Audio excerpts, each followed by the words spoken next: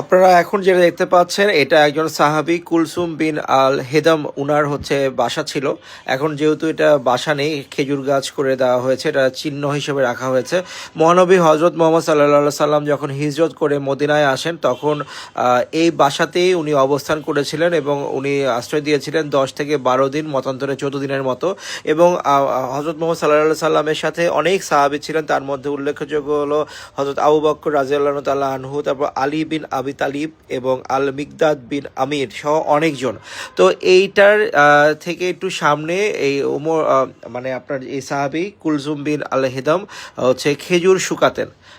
ওই জায়গাটাতে বর্তমানে কুবা মসজিদ স্থাপন করা হয়েছে এবং আমার সৌভাগ্য হয়েছে আলহামদুলিল্লাহ এইটা দেখার। এবং এইখানে এখন খেজুর গাছ করে দেওয়া হয়েছে, বাড়িটা আর নেই।